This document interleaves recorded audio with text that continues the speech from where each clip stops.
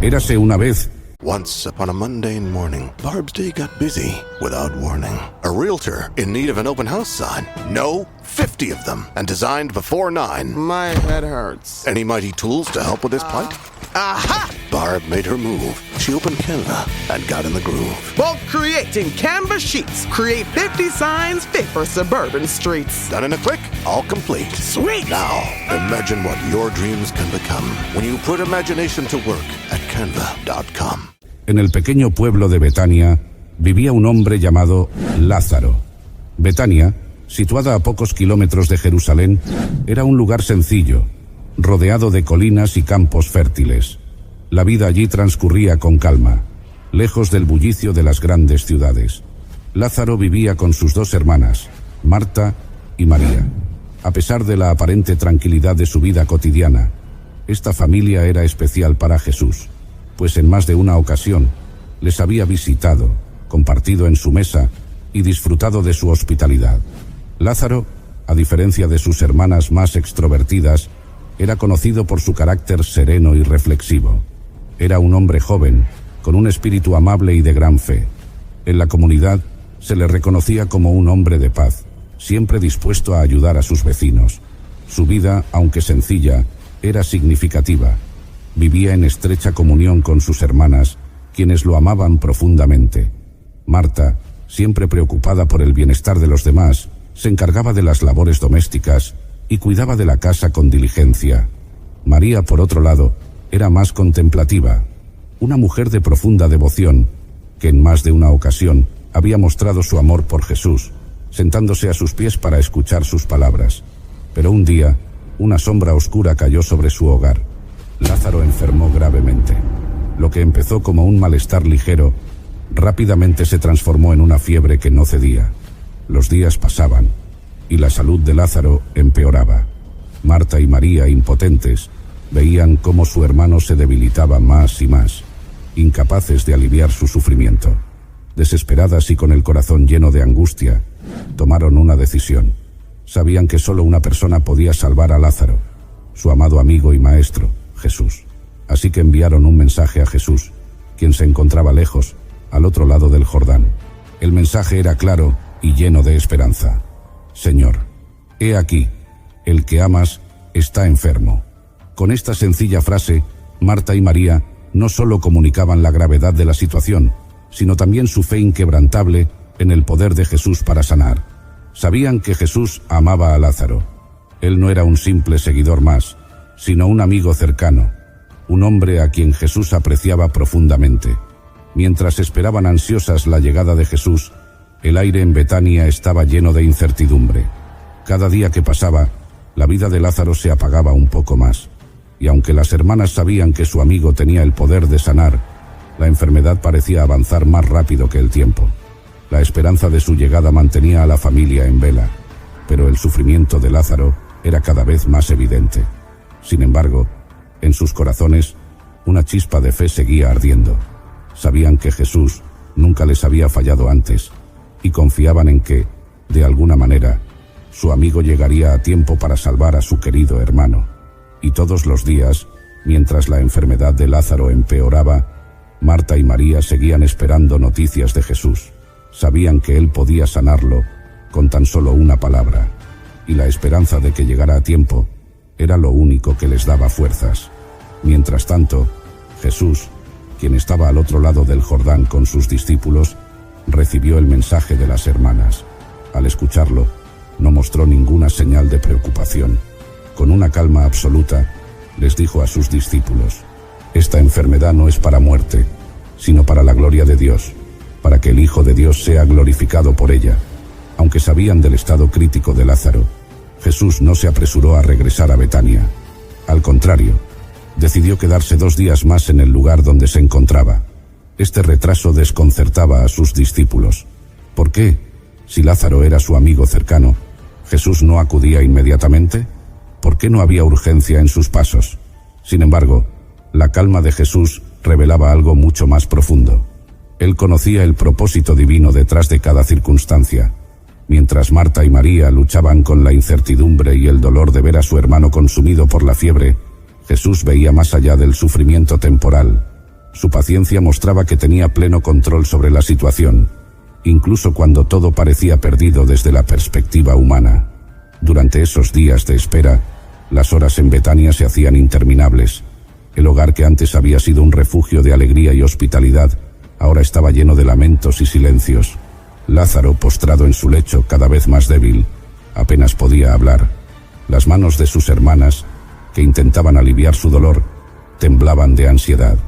Y aunque la fe en Jesús no se desvanecía, la preocupación por su aparente retraso llenaba el aire. Jesús, en esos 2 días, mostraba no solo su compasión, sino también su propósito divino.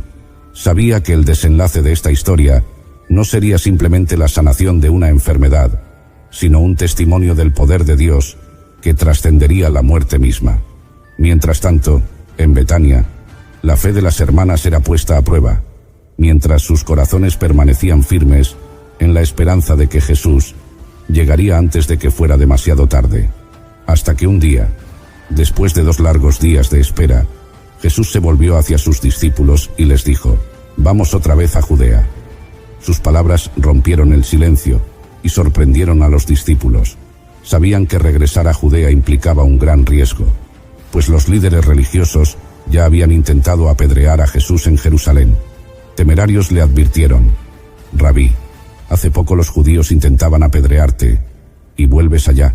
Pero Jesús, con la sabiduría que solo él poseía, les respondió: «¿No tiene el día 12 horas? Si alguno anda de día, no tropieza, porque ve la luz de este mundo. Pero si anda de noche, tropieza, porque no hay luz en él». Con estas palabras, Jesús les recordaba que su tiempo en la tierra seguía guiado por la luz del plan de Dios, y mientras caminara en ese propósito, no había peligro que le detuviera. Luego, con tono solemne, Jesús les anunció: «Nuestro amigo Lázaro duerme, pero voy a despertarlo». Los discípulos, sin entender el verdadero significado de sus palabras, pensaron que si Lázaro estaba dormido, pronto se recuperaría. Pero entonces Jesús les habló con claridad: «Lázaro ha muerto, y me alegro por vosotros de no haber estado allí para que creáis, pero vamos a él». Este momento marcó un giro decisivo en la historia. La aparente demora de Jesús no era falta de compasión, sino parte de un plan mucho mayor. La muerte de Lázaro no sería el final, sino el escenario para una revelación poderosa del dominio de Jesús sobre la vida y la muerte. Tomás, uno de los discípulos, comprendiendo el peligro que les aguardaba en Judea, expresó con determinación: «Vamos también nosotros, para que muramos con él». Aunque sus palabras reflejaban la incertidumbre y el miedo de lo que podría suceder, mostraban su lealtad hacia Jesús. El viaje hacia Betania, entonces, comenzó. Mientras caminaban hacia el lugar donde la muerte había reclamado la vida de Lázaro, el propósito de Jesús se volvía cada vez más claro. Él no solo iba a consolar a sus amigas Marta y María, sino a confrontar el mayor de los enemigos, la muerte. Y por eso, cuando Jesús finalmente llegó a Betania, descubrió que Lázaro ya llevaba 4 días en la tumba. Los rituales de duelo estaban en pleno apogeo. Vecinos y amigos rodeaban la casa de Marta y María, consolándolas en su pérdida. El aire estaba cargado de tristeza, y el dolor de las hermanas era palpable. Al enterarse de que Jesús había llegado, Marta, siempre rápida en actuar, salió de inmediato a su encuentro. Su corazón estaba lleno de una mezcla de dolor y esperanza. Cuando lo vio, no pudo evitar exclamar: «Señor, si hubieras estado aquí, mi hermano no habría muerto». Sus palabras reflejaban tanto su fe en el poder de Jesús como la desilusión por su retraso. Pero en medio de su dolor, Marta no había perdido la confianza en él. Continuó diciendo: «Pero también sé que todo lo que pidas a Dios, Dios te lo dará». Jesús, mirándola con compasión, le respondió: «Tu hermano resucitará». Marta, con la fe arraigada en las enseñanzas sobre la resurrección futura, le contestó: «Sé que resucitará en la resurrección, en el día final».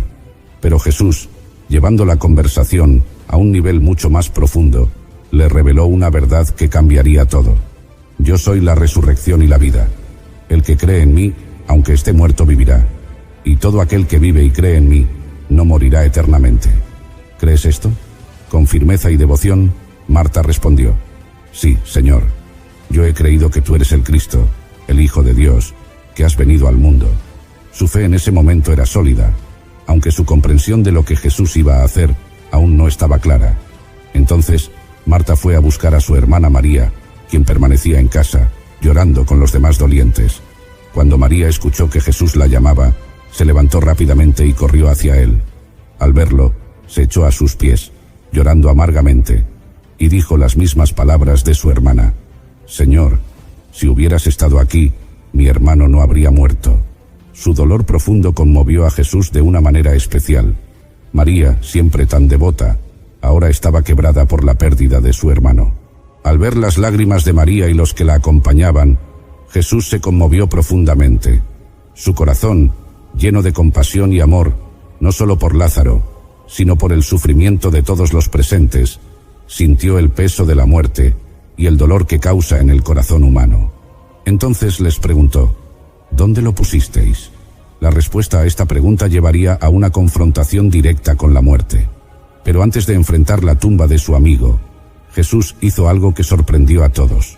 Él mismo rompió en llanto. El Hijo de Dios, quien tenía el poder de devolver la vida, lloró junto a los dolientes, mostrando su humanidad y su amor profundo por aquellos a quienes amaba. Hasta que finalmente llegó el momento decisivo. Jesús, profundamente conmovido por el dolor de Marta, María y todos los que lloraban, se dirigió al lugar donde habían enterrado a Lázaro.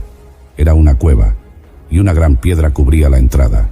Con autoridad, Jesús dio una orden que dejó a todos los presentes desconcertados: «Quitad la piedra».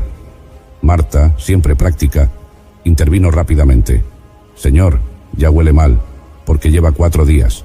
Según la creencia común, al 4.º día el cuerpo comenzaba su descomposición». Para Marta, aquello parecía una acción imposible, ya que la muerte de Lázaro había sido definitiva. Jesús, con una calma absoluta y una mirada de fe infinita, le respondió: «¿No te he dicho que si crees, verás la gloria de Dios?».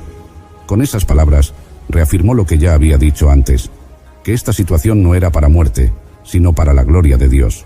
Marta guardó silencio, y la piedra fue removida. El silencio cayó sobre la multitud expectante. Entonces, Jesús alzó su vista al cielo y oró en voz alta: «Padre, te doy gracias por haberme oído. Yo sabía que siempre me oyes, pero lo dije por causa de la multitud que está alrededor, para que crean que tú me has enviado». Su oración no era solo una petición, sino una declaración pública de su conexión con el Padre, para que todos pudieran saber quién era realmente. Después de orar, Jesús, con voz fuerte y clara, gritó: «Lázaro, sal fuera». Aquella voz resonó en la cueva como un eco, y la multitud contuvo la respiración. Minutos que parecían eternos pasaron, hasta que de repente, en la entrada de la tumba, apareció la figura de Lázaro, envuelto en vendas funerarias, como un hombre regresado de la oscuridad de la muerte.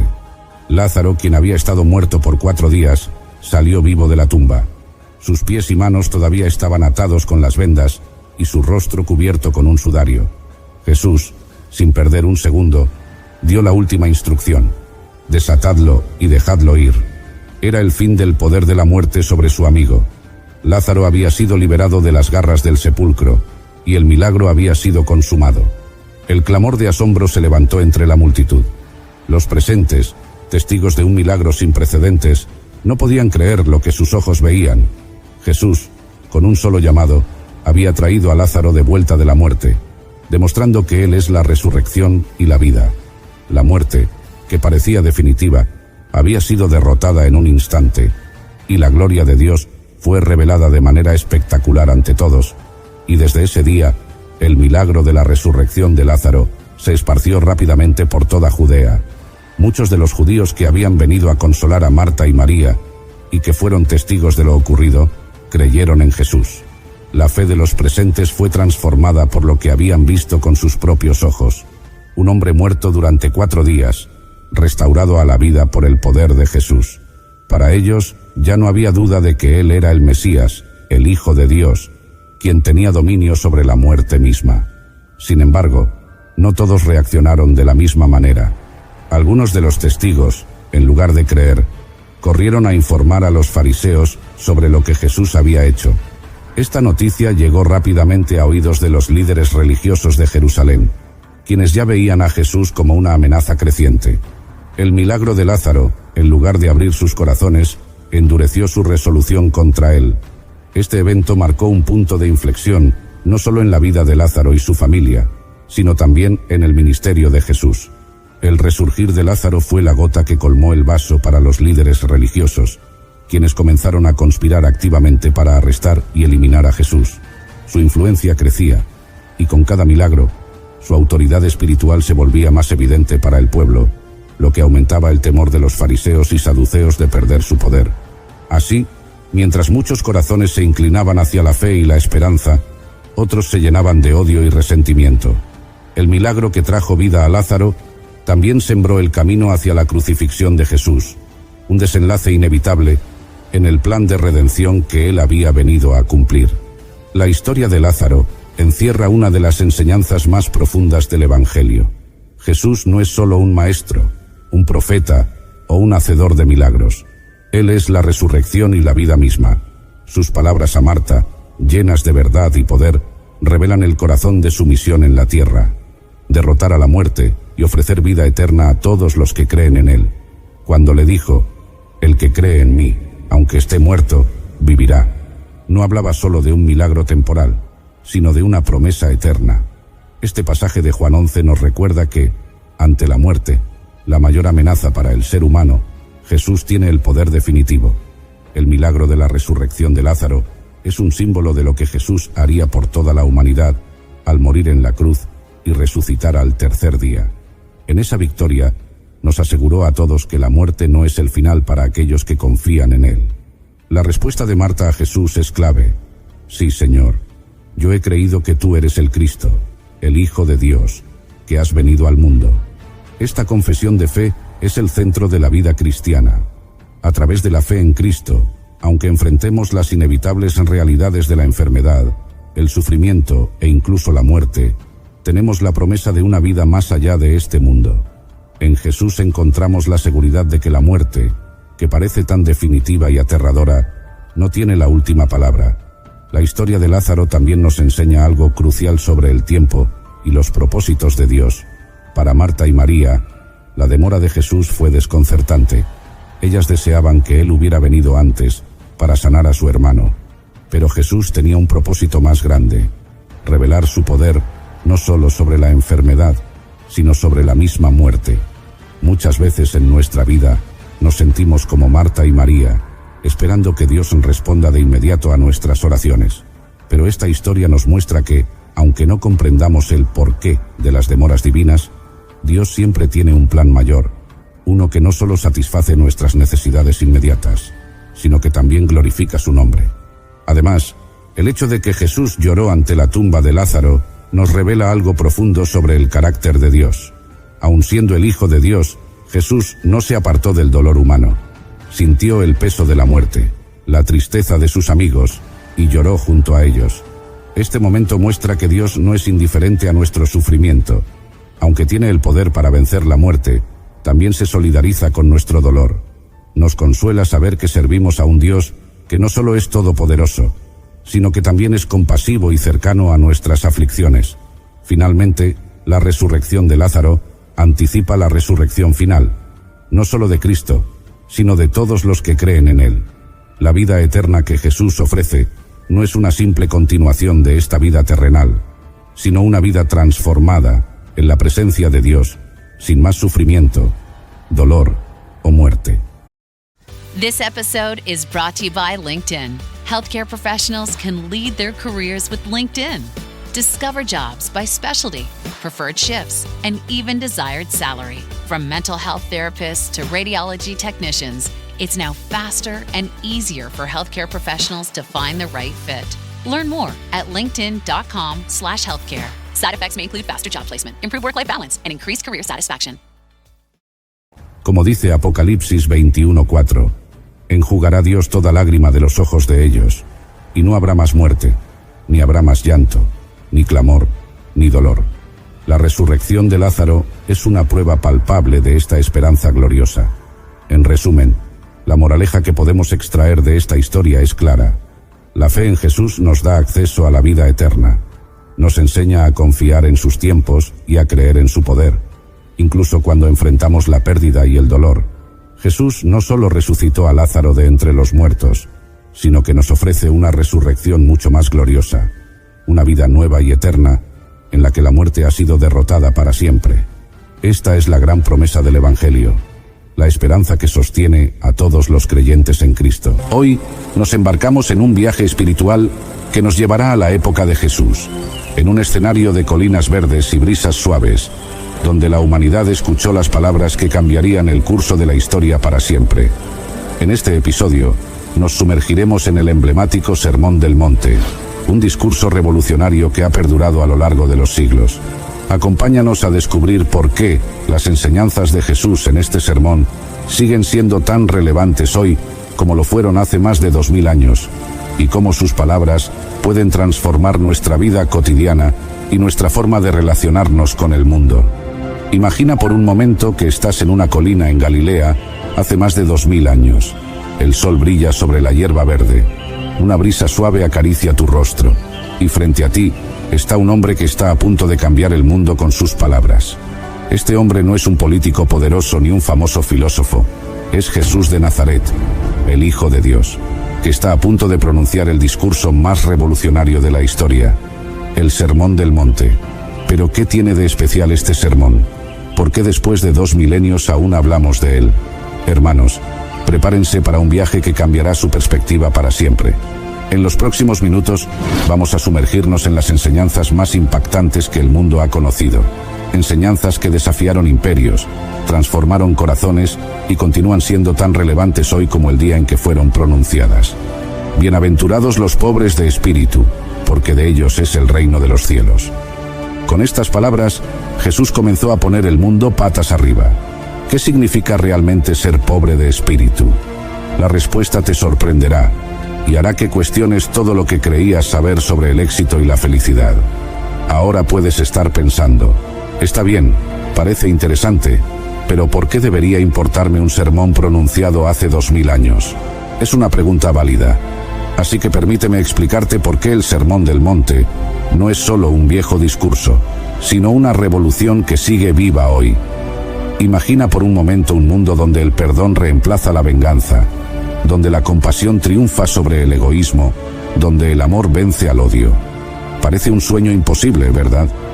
Bueno, ese es exactamente el tipo de mundo que Jesús estaba proponiendo en el Sermón del Monte. Y no solo lo propuso, sino que nos dio las herramientas para hacerlo realidad.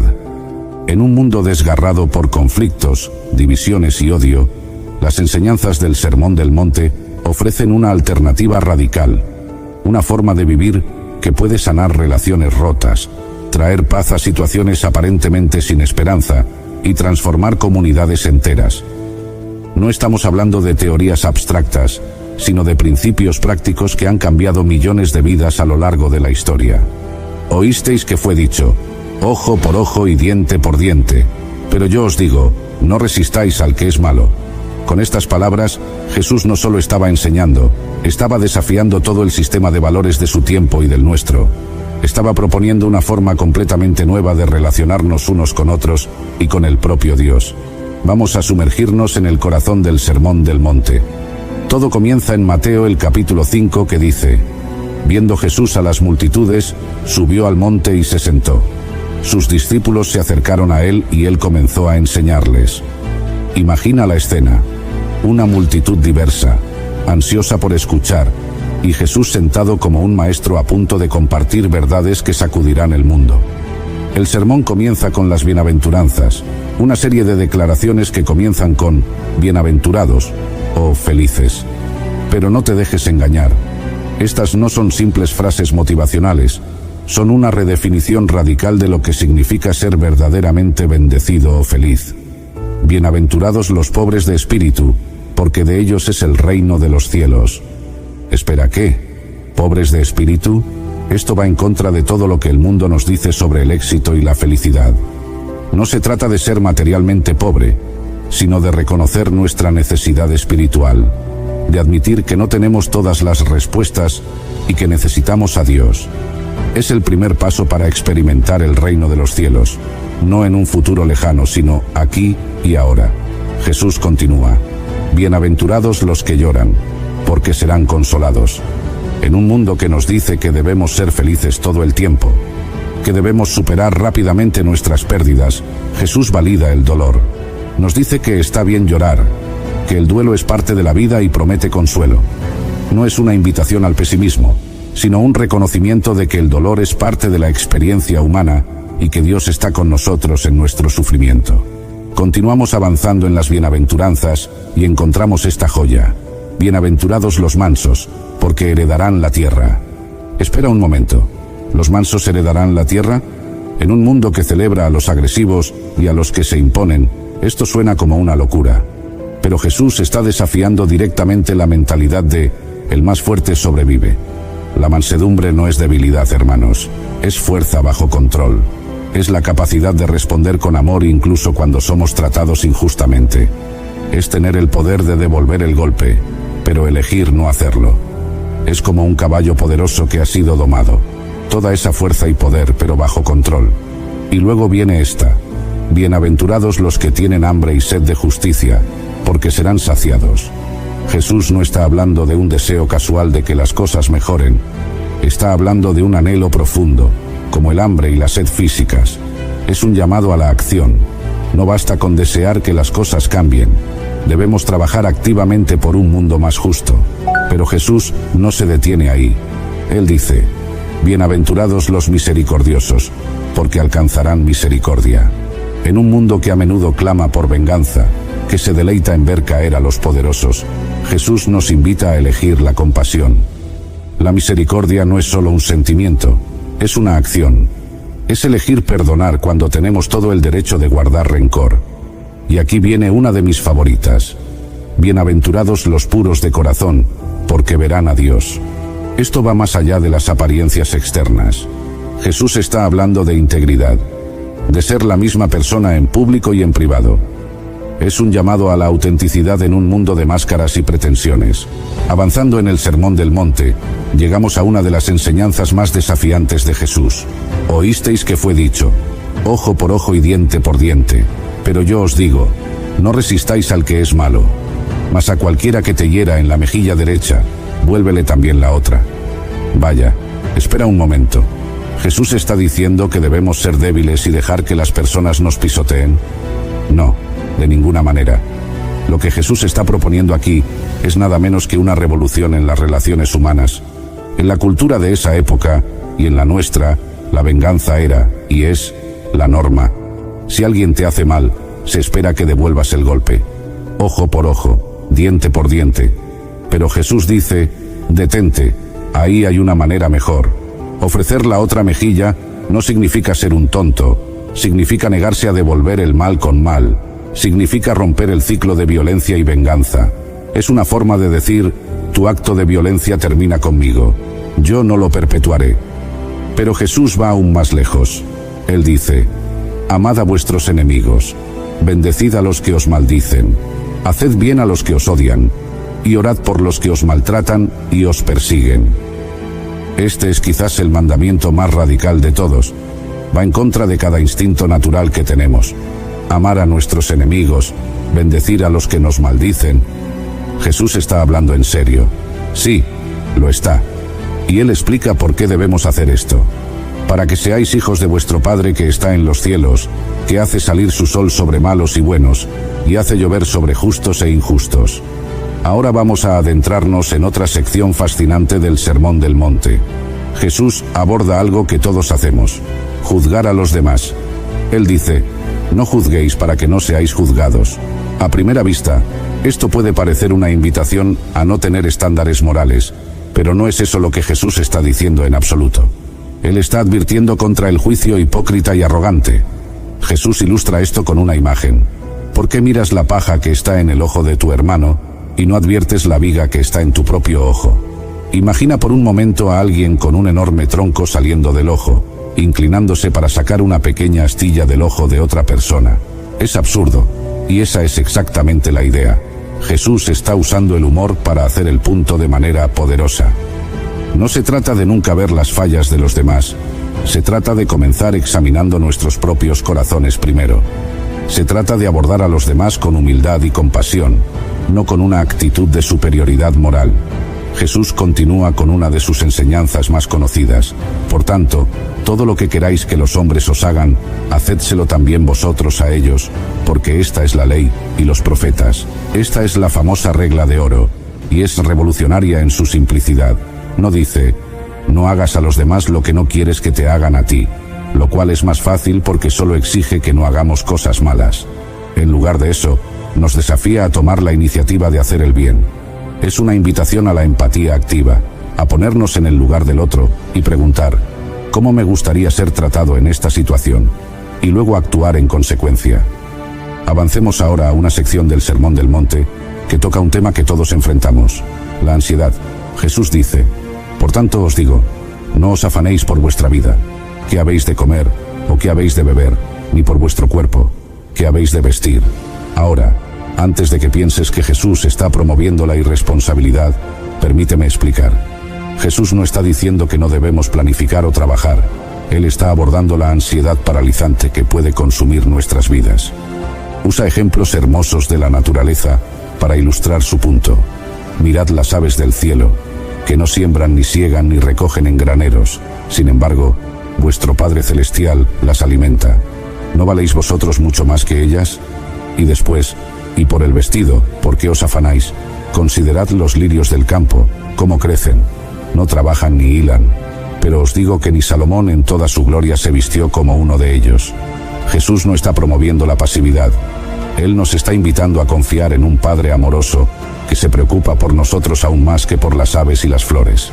Él está desafiando nuestra tendencia a pensar que todo depende de nosotros. Y luego viene el golpe maestro. Buscad primero el reino de Dios y su justicia, y todas estas cosas os serán añadidas. Este es un cambio de prioridades. Jesús nos está diciendo, pon a Dios en primer lugar, busca su voluntad, persigue su justicia y confía en que Él cuidará de tus necesidades. Ahora vamos a sumergirnos en una de las partes más desafiantes del Sermón del Monte. Jesús aborda algo que todos enfrentamos diariamente: nuestras prioridades y nuestra relación con las cosas materiales. Él dice, no os hagáis tesoros en la tierra, donde la polilla y el orín corrompen, y donde los ladrones minan y hurtan. Pero haceos tesoros en el cielo, donde ni la polilla ni el orín corrompen, y donde los ladrones no minan ni hurtan. Vaya, eso es fuerte, ¿verdad? Jesús está tocando algo muy profundo aquí. Él no está diciendo que es malo tener cosas. Nos está desafiando a pensar sobre lo que realmente valoramos, sobre dónde estamos invirtiendo nuestra vida. Piénsalo por un momento. ¿Cuántas veces nos encontramos corriendo detrás de la próxima cosa brillante, el nuevo celular, el auto más reciente, la ropa de moda? Y no hay nada inherentemente malo en estas cosas, pero Jesús nos está invitando a mirar más allá de eso. Él continúa con una frase que es como un golpe en el estómago. Porque donde esté tu tesoro, allí también estará tu corazón. ¡Boom! Jesús está diciendo que lo que valoramos moldea quiénes somos. Nuestras prioridades no son solo sobre lo que hacemos, sino sobre quiénes nos convertimos. Y luego lanza el desafío final en esta sección. Nadie puede servir a dos señores, porque o aborrecerá al uno y amará al otro, o se dedicará al uno y despreciará al otro. No podéis servir a Dios y a las riquezas. Jesús no está diciendo que el dinero sea malo. Él está señalando que el amor al dinero, la obsesión por las cosas materiales, puede fácilmente convertirse en un señor en nuestras vidas. Puede controlarnos, moldear nuestras decisiones, determinar nuestro curso de vida. Y cuando eso sucede, no queda espacio para Dios. Vamos ahora a una de las partes más famosas del Sermón del Monte, la oración del Padre Nuestro. Jesús dice, vosotros pues, orad así: Padre nuestro que estás en los cielos, santificado sea tu nombre. Detente por un momento y piensa en lo revolucionario que es comenzar una oración con Padre nuestro. En la cultura de aquella época, Dios era visto como distante, temible. Y aquí está Jesús enseñándonos a dirigirnos a Dios como un Padre amoroso. Eso lo cambia todo. Jesús continúa, venga tu reino, hágase tu voluntad, así en la tierra como en el cielo. Mateo 6:10. Esto no es solo una parte bonita de la oración, es un compromiso radical. Estamos diciendo: Dios, que se haga tu voluntad, no la mía. Que tu reino, tu forma de hacer las cosas, prevalezca en mi vida y en el mundo. Entonces Jesús nos enseña a pedir: el pan nuestro de cada día, dánoslo hoy. ¿Notaste algo interesante? Es nuestro pan, no mi pan. Incluso en nuestras necesidades básicas, Jesús nos recuerda que somos parte de una comunidad. Y es de cada día. Jesús nos anima a confiar en Dios diariamente, no a acumular ansiosamente. Perdona nuestras deudas, así como nosotros perdonamos a nuestros deudores. Vaya, esto es difícil, ¿no? Jesús está ligando directamente el perdón que recibimos al perdón que ofrecemos.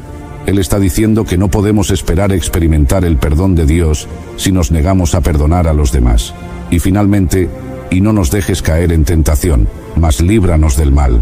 Jesús reconoce que la vida es una lucha, que enfrentamos tentaciones y dificultades, pero Él nos enseña a depender de Dios, a buscar su protección y liberación. Esta oración, tan simple y a la vez tan profunda, abarca todos los aspectos de la vida. Es un modelo no solo de cómo orar, sino de cómo vivir. Ahora vamos a una parte del Sermón del Monte que toca algo que todos enfrentamos: la preocupación y la ansiedad. Jesús dice: por tanto os digo, no os afanéis por vuestra vida, qué habéis de comer, o qué habéis de beber, ni por vuestro cuerpo, qué habéis de vestir. ¿No es la vida más que el alimento, y el cuerpo más que el vestido? Eso es un desafío y tanto, ¿verdad? Vivimos en un mundo lleno de cosas para preocuparnos, cuentas que pagar, plazos que cumplir, relaciones que manejar. Y aquí está Jesús diciéndonos que no nos preocupemos. ¿Cómo es posible? Pero nota que Jesús no está promoviendo la irresponsabilidad. Él no está diciendo que no planifiquemos o trabajemos. Él está abordando la ansiedad paralizante que puede consumir nuestras vidas. Jesús usa ejemplos hermosos de la naturaleza para ilustrar su punto. Mirad las aves del cielo, que no siembran, ni siegan, ni recogen en graneros. Sin embargo, vuestro Padre Celestial las alimenta. ¿No valéis vosotros mucho más que ellas? Piénsalo por un momento. ¿Alguna vez has visto un pájaro tener un ataque de pánico sobre dónde encontrará su próxima comida? Claro que no. Ellos simplemente confían en que habrá comida y van en busca de ella. Jesús continúa: y por el vestido, ¿por qué os afanáis? Considerad los lirios del campo, cómo crecen. No trabajan ni hilan, pero os digo que ni Salomón en toda su gloria se vistió como uno de ellos. Nuevamente, Jesús no está promoviendo la pasividad. Él nos está invitando a confiar en un Padre amoroso que se preocupa por nosotros, aún más que por las aves y las flores. Él está desafiando nuestra tendencia de pensar que todo depende de nosotros. Y luego viene la conclusión poderosa: buscad, pues, primeramente, el reino de Dios y su justicia, y todas estas cosas os serán añadidas. Este es un radical cambio de prioridades. Jesús está diciendo: pon a Dios en primer lugar, busca su voluntad, persigue su justicia y confía en que Él cuidará de tus necesidades. No es una promesa de riquezas o de una vida sin problemas. Es una invitación a vivir con una perspectiva eterna, confiando en un Dios que nos ama y cuida de nosotros. Estamos llegando al final del Sermón del Monte, y Jesús termina con una analogía poderosa. Él dice: por tanto, cualquiera que oye estas palabras mías y las pone en práctica, es como un hombre prudente que edificó su casa sobre la roca. Cayó la lluvia, vinieron los ríos, soplaron los vientos y golpearon contra aquella casa, y no cayó, porque estaba fundada sobre la roca. Esa imagen es increíble, ¿verdad? Jesús está comparando sus enseñanzas con una fundación sólida. Él está diciendo que vivir de acuerdo con sus palabras nos da estabilidad y fuerza para enfrentar las tormentas de la vida. Pero observa que Jesús no dice: cualquiera que oye estas palabras mías y está de acuerdo con ellas, o cualquiera que memoriza estas palabras mías. Él dice: cualquiera que oye estas palabras mías y las pone en práctica. El énfasis está en la acción, en la aplicación práctica de estas enseñanzas en nuestras vidas. Jesús continúa con el contraste: pero cualquiera que oye estas palabras mías y no las pone en práctica, es como un hombre insensato que edificó su casa sobre la arena. Cayó la lluvia, vinieron los ríos, soplaron los vientos y golpearon contra aquella casa, y cayó, y fue grande su ruina. El mensaje es claro: no basta solo con oír o conocer las enseñanzas de Jesús. Necesitamos vivirlas. necesitamos aplicarlas en nuestras vidas diarias, en nuestras decisiones, en nuestras relaciones. Y nota que, en ambos casos, la tormenta viene. Jesús no promete una vida sin dificultades para aquellos que siguen sus enseñanzas. La diferencia está en la capacidad de permanecer firmes en medio de las tormentas. Esta conclusión del Sermón del Monte es un llamado a la acción. Es Jesús diciendo, no sean solo oyentes, sean practicantes. Vivan estas verdades. Dejen que moldeen quiénes son y cómo viven. Y así terminamos nuestro viaje por el Sermón del Monte. Ahora profundicemos en cómo podemos aplicar estas enseñanzas en nuestra vida cotidiana. Entonces, ¿cómo podemos aplicar esto en nuestra vida? Aquí van algunas sugerencias prácticas. Primero, antes de señalar los errores de los demás, examina tu propio corazón. Pregúntate, ¿estoy cometiendo el mismo error o algo similar? Segundo, cuando te encuentres juzgando a alguien, trata de ponerte en el lugar de esa persona. ¿Qué circunstancias pueden haber llevado a ese comportamiento? Optimism isn't sunshine and rainbows. It's fixing things, changing the way we fix things. It's running the world on smarter energy. Because if optimism never stops, then change can't either. GE Vernova, the energy of change. This podcast is brought to you by Carvana. Carvana lets you buy your next car on your terms. Explore a massive inventory online, filter for what matters, and find your perfect match. Then choose delivery to your home or pick it up at one of Carvana's iconic car vending machines. Every car also comes with a 7-day money-back guarantee, so you can make sure it's the right fit. Buy your car on Carvana. Delivery or pickup fees may apply. Limitations and exclusions may apply. See our 7-day return policy at Carvana.com. Carvana. Hey there, it's Dr. Sanjay Gupta with some exciting news to share. CNN is now streaming. That means you can read, watch, and stream everything in one subscription. You can watch news live 24/7. You can also explore catch-up videos and explainer videos, and you can also watch the library of CNN's originals, including my latest documentary, It Doesn't Have to Hurt. Just go to cnn.com/all access. Tercero, recuerda tu propia necesidad.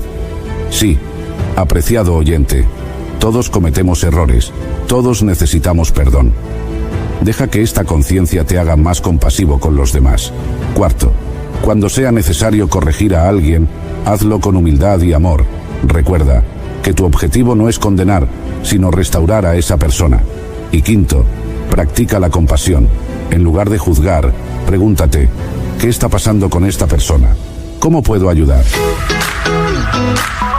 Apreciados oyentes, el mensaje del Sermón del Monte no es algo que haya pasado de moda, sino que es una verdad atemporal que sigue siendo vital y relevante hoy en día. Jesús nos invita a vivir sus enseñanzas en nuestro tiempo presente, aplicándolas en nuestra vida diaria para encontrar paz, amor y propósito. Estas palabras, aunque pronunciadas hace casi 2000 años, tienen el poder de transformar nuestras vidas y nuestras comunidades si las tomamos en serio y las ponemos en práctica. Queremos agradecerles sinceramente por quedarse hasta el final del video. Su apoyo y participación son fundamentales para que podamos continuar compartiendo estos mensajes edificantes. Si te gustó el contenido, déjanos tu me gusta, suscríbete al canal y comparte estas historias con tus amigos y familiares. Al hacerlo, nos ayudas a que nuestro canal siga creciendo y podamos seguir creando y compartiendo material que edifica y fortalece la fe. Nos vemos en el próximo episodio de Historias Sagradas. Hasta la próxima. Bendiciones.